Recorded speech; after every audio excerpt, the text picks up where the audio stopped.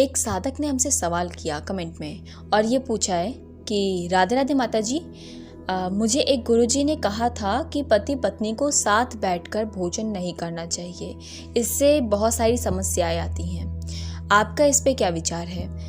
देखिए, इस पे मैं आपको बता देती हूँ।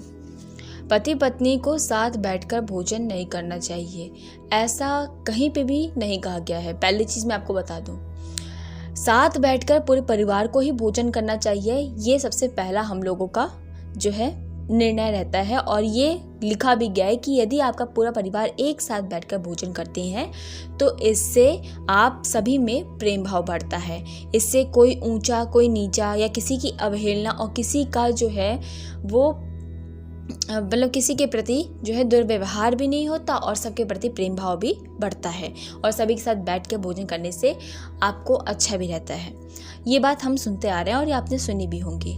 लेकिन यहाँ पे अभी जो प्रश्न है वो कहा गया है कि पति पत्नी यदि साथ बैठकर भोजन खाते हैं तो इसका क्या है। सबसे पहली बात, हमें जब भोजन करना चाहिए तो किन बातों का ध्यान रखना चाहिए। जब भी भोजन करने बैठें, पहला कार्य होना चाहिए कि दोनों हाथ दोनों पाँव और मुंह कुल्ला करके बैठे। जी हाँ, इसको करने से फ़ायदा क्या रहता है? दोनों हाथ को धोएंगे, दोनों पैरों को धोएंगे। इससे हमारे जो साइंटिफिक रीज़न है, मतलब जो हमारे वैज्ञानिक में भी कहा जाता है कि दोनों हाथ दोनों पाँव को धोगे तो उससे हाथ आपके साफ रहेंगे, जो स्वच्छ रहेंगे, आपके बैक्टीरियाज आपके पेट में नहीं जाएंगे, आपको कोई बीमारी नहीं होगी, इससे आप बचे रहोगे। और आपको मुंह कुल्ला करके बैठना है ताकि आपका मुंह साफ रहे। आपने कुछ और ऐसी चीज़ें खाई हैं तो आपका मुंह साफ रहे, मतलब आप टॉफ़ी वगैरह खा के आए हो तो मुंह साफ रहे। जिस तरीके से हम भगवान की पूजा करते हैं, प्रार्थना करते हैं, जब हम उनकी पूजा करने जाते हैं तो हम एकदम स्वच्छ हो जाते हैं। एक बार हम कुल्ला कर लेते हैं, पैर हाथ अच्छे से धो लेते हैं। यदि शाम का वक्त है, वस्त्रों को बदल लेते हैं। वस्त्र नहीं बदलने होते भोजन करते वक्त, किंतु एक पूजा जैसा ही कार्य करना पड़ता है। तो इसलिए हमें दोनों हाथ दोनों पाँव को धोना होता है। और ये हमारे पौराणिक में जो शास्त्रों में लिखा गया है, हाथ और पाँव धोने के बाद नीचे जमीन पर बैठकर आप आसन लगाएं। सामने अपने बैठे हुए आसन से थोड़ा ऊंचा या आप नीचे रखते हैं तब भी उसके लिए अलग ही आसन बनाएं। चाहे अगर आप जो है साउथ साइड रहते हैं, मतलब आप दक्षिण दिशा तरफ रहते हैं, वहाँ पे आपने देखा होगा केले के पत्तों पर भोजन किया जाता है। तो आप जहाँ पे भी हैं तो आपके पास भोजन आएगा सामने, उसको प्रणाम करें, उसका नमस्कार करें, उसके बाद भोजन करना शुरू करें। भोजन से पहले आपको प्रार्थना करनी है और उसमें एक मंत्र होते हैं, सभी के अलग अलग मंत्र होते हैं। यदि आप राधा वल्लभ जो है संप्रदाय से हैं या राधा रमन जी संप्रदाय से हैं या आप कृष्ण संप्रदाय से हैं, इस्कॉन से जुड़े हुए हैं, तो सबके अलग अलग जो है बोलने के मंत्र हैं, बोलने का तरीका अलग अलग है। किंतु यदि आपको कुछ समझ नहीं आता कि क्या बोलना है, मंत्र याद नहीं है, तो आप एक शब्द बोल सकते हो, हे प्रभु, ये भोजन हम आपको आप ही की वस्तु से आप ही को ये भोग लगाते हैं। उन्हें जाके मंदिर में पहले भोग लगाएं जहाँ पे ठाकुर जी बैठे हैं, विराजमान किया आपने घर में। भोग लगाने के बाद आप उस भोजन को जाके जहाँ पे आपने भोजन बनाया है रसोई कक्ष में, वो भोजन को जाके मिलाएं। चावल को चावल मिला दें और जो आपने अलग से जितनी चीज़ें आपने जितना भी आपने सामान वहाँ पे प्रभु को भोग लगाया उसके बाद वहाँ जाके मिला दें ताकि उससे बरकत होती है। ठीक है, फिर भोजन को लें और साथ में सामने बैठे, फिर प्रार्थना दोबारा से करें और ये बोलें, प्रभु मैं इस भोजन को करने जा रहा हूँ, कृपा करके मुझे जो भी आपको चाहिए, बुद्धि चाहिए, बल चाहिए, विद्या चाहिए, भक्ति चाहिए, आप सब बातों को बोलिए। इसे खाने के बाद, इस भोजन को करने के बाद ये भोजन एकदम शुद्ध हो। प्रभु आपका ये स्वीकारा भोजन है, इसे खाने के बाद मेरा तेज बढ़े, मेरे मन में भक्ति बढ़े, गलत बेविचार ना आए, कृपा करके आप हमें ऐसी शक्ति प्रदान करें। और जब भी आप भोजन का हर एक और खाते जाओ, प्रभु को याद करो, प्रभु का भजन, प्रभु का नाम जप करते करते भोजन को खाओ और अपने मन को प्रसन्न रखो। आपका भोजन अत्यंत स्वादिष्ट और दूसरी चीज आपका भोजन असर करने लगेगा। आप जो मांगोगे वो आपको भोजन करने के बाद मिलने लगेगा। देख लीजिएगा करके, एक हफ्ते में आपको बहुत आराम से समझ में आने लग जाएगा कितनी ज़्यादा इसमें शक्ति होती है। भोजन में बहुत शक्ति है। तीसरी बात, भोजन बनाने वाली महिला मंत्र जाप या शांत होकर भोजन को बनाए।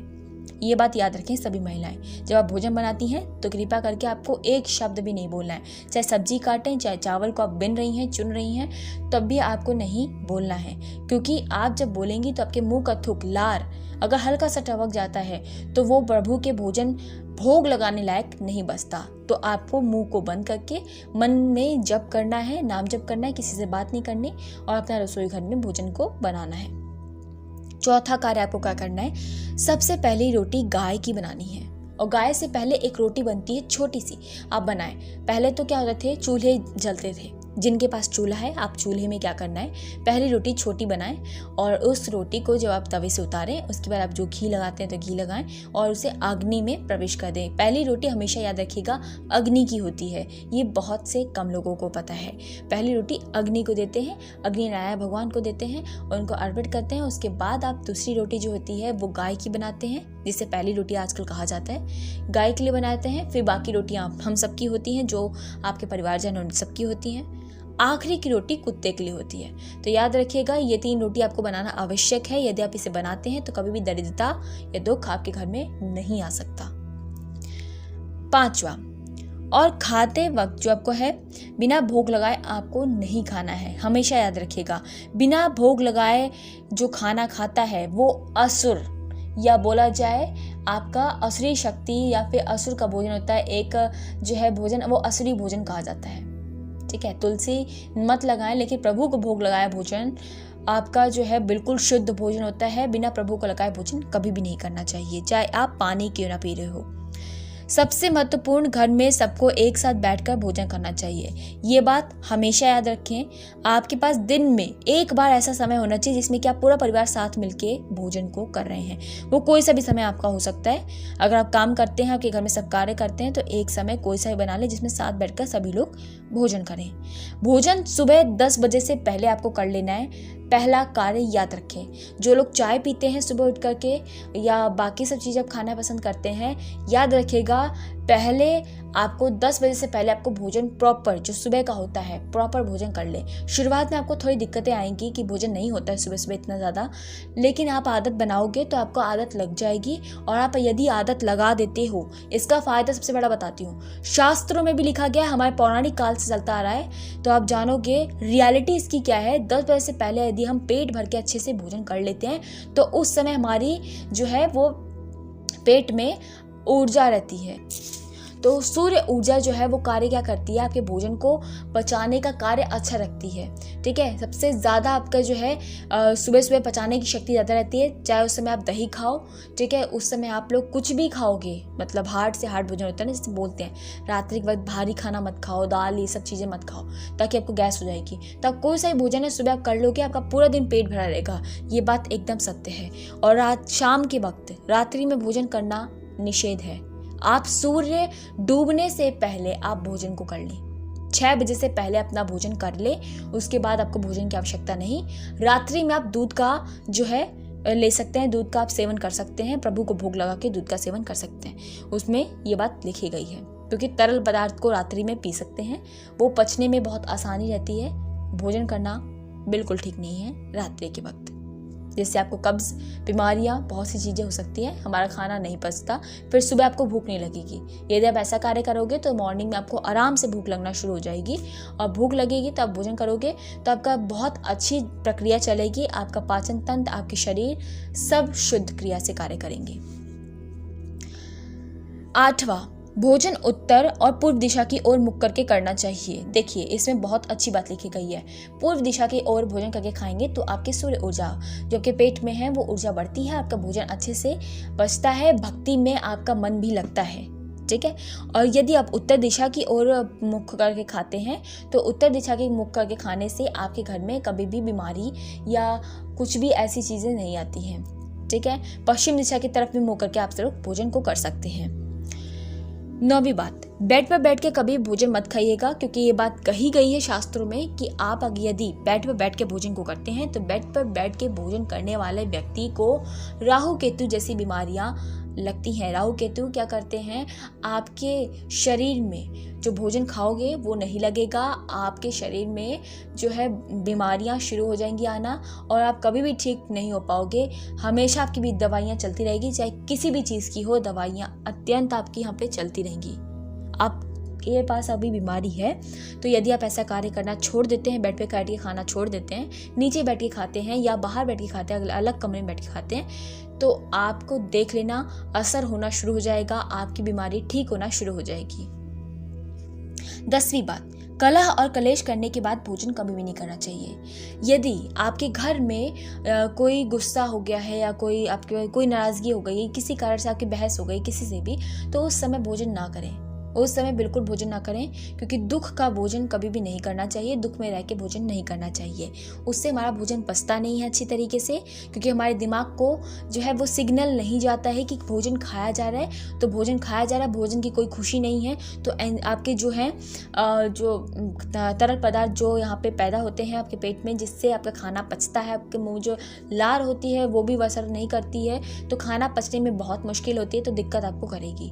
इसलिए तो कहा जाता है कि जब किसी भी व्यक्ति के घर में किसी की मृत्यु होती है तो उस समय उसके घर में चूल्हा नहीं जलता है, कुछ दिनों तक तो लोग खाते भी नहीं है, 3 दिन तक। क्यों? क्योंकि उस समय व्यक्ति बहुत शोक में होता है, तो शोक में रहकर भोजन नहीं किया जाता। शोक में रहकर भोजन खाने से हमारा ही नुकसान होता है, हमारे शरीर का नुकसान होता है। 11वीं बात, परोसे हुए भोजन की कभी भी निंदा ना करें। याद रखिएगा, यदि आपके सामने भोजन आया है, चाहे वो स्वादिष्ट है, चाहे उसमें कोई कमी रह गई है, कभी भोजन की निंदा ना करें, प्रेम पूर्वक उस भोजन को पाएं, क्योंकि प्रभु ने भी उस भोजन को पाया है, तो आपके पाने में कोई भी दिक्कत नहीं है। आप उसे पाएं, प्यार से पाएं। जो भी भोजन है, सूखी रोटी है, सूखी रोटी पाएं, मेवा पकवान है तो मेवा पकवान पाएं, लेकिन आप उसे पाएं। कोई भी निंदा ना करें, किसी की भी अवहेलना ना करें। 12वीं बात, हर जगह का भोजन नहीं करना चाहिए। जी हाँ, ये बात बिल्कुल सत्य है, हर जगह का भोजन नहीं करना चाहिए, क्योंकि हर जगह का भोजन बहुत असरकारी होता है। क्यों कहा जाता है कि घर का भोजन बहुत शुद्ध होता है? क्योंकि आपकी माता बहनें जो भी आपका भोजन तैयार करती हैं वो बहुत शुद्ध तरीके से भोजन को तैयार करती हैं, फिर ठाकुर जी को भोग लगता है, उससे वो भोजन बहुत शुद्ध हो जाता है, तभी उसमें स्वाद आता है। यदि आप रेस्टोरेंट जैसी चीज़ों का खाना खाते हैं तो आपको स्वाद नहीं आता। क्यों? इसलिए नहीं आता क्योंकि वो भोजन जो है वो रेस्टोरेंट में बनाया गया है, वो जो भी बनाने वाला व्यक्ति है वो परेशान होके या फिर बहुत जल्दीबाजी में भोजन को बनाता है। वहाँ पे साफ़ सफाई का इंतजाम है कि नहीं है, फिर ठाकुर जी को भोग लगा कि नहीं लगा, बहुत सी चीज़ें होती हैं जिसके कारण असर पड़ता है इन सब चीज़ों का। इसलिए कहा जाता है कि आप भोजन की कभी भी निंदा ना करें और हर जगह का भोजन नहीं खाना चाहिए। रात के समय आपको जो है हल्का भोजन करना है। मैं आपको जैसे बताया, रात्रि के समय हल्का भोजन करना है। यदि आप 6 बजे से पहले भोजन नहीं कर पाते हैं और किसी का समय जो है थोड़ा ड्यूटी का लेट होता है, तो रात्रि के वक्त जो आपको 4 रोटी खानी है उसकी जगह आप लोग 1 रोटी या 1.5 रोटी में अपना पेट भरें, क्योंकि ज़्यादा भोजन करने से आपको रात भर नींद नहीं आएगी, आपका पेट में खाना पचेगा नहीं, क्योंकि आप रात्रि के वक्त कोई ऐसा कार्य नहीं करते हैं जो आपके खाने को पचा सके। ठीक है, चलने टहलने कूदने उड़ने का काम नहीं होता है। ठीक है, ऐसा कार्य नहीं होता है जिससे आपका खाना पच सके, इसलिए भारी भोजन को ना करें रात्रि के वक्त। 14वीं बात आप लोग को बता दी जाए, भोजन करने के तुरंत बाद चाय या कॉफ़ी का सेवन नहीं करना चाहिए, क्योंकि चाय या कॉफ़ी पीने से, देखिए भोजन करने के बाद उपरांत बहुत लोग की आदत होती है चाय और कॉफ़ी को ऐसी चीज़ को पीना। इससे क्या होता है, जो आपने भोजन किया ना उसके बाद अगर कॉफ़ी या चाय का सेवन आप लोग कर लेते हैं तो उससे खाना हमारा खराब हो जाता है। जो आपने भोजन किया ना वो खराब हो जाएगा, क्योंकि आपने एसिडिक चीज़ को पी लिया है। जो हमारे पेट को पचाने में जो एंजाइम्स रिलीज़ किए गए थे, जो आपका यहाँ पे इंसुलिन रिलीज़ किया था पेट में खाने को पचाने के लिए, तो वो आपका अब खाना नहीं पचा पाता, क्योंकि आपने ऊपर से एसिडिक और चीज़ डाल दी। वो खाना सड़ेगा पेट में आपके और आपको बहुत सी बीमारियाँ या बहुत सी आपको दिक्कतें आनी शुरू हो जाएंगी। और पति पत्नी को एक साथ भोजन या पति के बाद आपको भोजन करना चाहिए, जिस पे चर्चा थी वो मैं आपको बता देती हूँ। इसका कहने का मतलब ये है कि आप यदि पत्नी हैं तो आपको ध्यान देना पड़ेगा कि जब पति आपके साथ हैं, मतलब आपके घर में हैं, तो आपको थोड़ा उनके साथ खाना, उनका मन नहीं है कोई बात नहीं, आप थोड़ा उनके साथ खाएं या उनको मना लें कि आप हमारे साथ भोजन करें साथ बैठ के, क्योंकि आप उनसे छोटी हैं, ये बात मानी जाती है, ये बिल्कुल आपको मानना भी चाहिए, और आप उनकी अर्धांगिनी हैं। बिना पति के आपको भोजन नहीं करना चाहिए, क्योंकि एक तरीके से वो आपके देवता के समान है, ऐसा बोला जाता है, पति परमेश्वर तो उसी समान रहता है। तो आपको उनकी अवहेलना नहीं करनी है, क्रोध नहीं करना। आपको भूख लगी है तो आप उनसे कहें, चाहे आप 2 रोटी खा लें या 1 टुकड़ा खा लें या आधा टुकड़ा खा लें, जितना आपको भूख लगी है, लेकिन उनके साथ बैठ के भोजन को करें। ये उनको मना लें इस बात से। या पति के बाद आप लोग भोजन करें, ये बिल्कुल सही रहता है। या पति बाहर गए हैं, अगर आने वाले हैं 1 घंटा आधे घंटे में, तो थोड़ा वेट कर लें, यदि आपसे वेट नहीं होता है, कोई बात नहीं, आप थोड़ा सा गुड़ खा के पानी पी लीजिए ताकि आपकी भूख थोड़ी शांत हो। उसके बाद उनके साथ भोजन करें। अगर उनको आने में लेट होता है या आज वो नहीं आने वाले, कल आएंगे, तो कोई दिक्कत नहीं है, तब तो आप भोजन कर सकते हैं। लेकिन यदि ऐसा है तो आप कोशिश करें ऐसे ही करें भोजन। ये एक तरीके का आपकी पालन है, आपको पालन करना, आपकी यह नियम है। आप अगर स्त्रियां शादीशुदा नहीं हैं तो आप कुछ भी कर सकते हैं, लेकिन आप शादीशुदा हैं तो आपका कर्तव्य बनता है कि सेवा भाव से आप कोई कार्य करने हैं। ठीक है, ये इससे आपको उनको नहीं रिझाना है, आपको प्रभु को रिझाना है, क्योंकि प्रभु देखते हैं कि आप कितना निष्ठावान तरीके से कार्य को कर रहे हैं। जो मैंने कार्य आपको दिया है वो आप कितना ज़्यादा अच्छे तरीके से कर रहे हैं।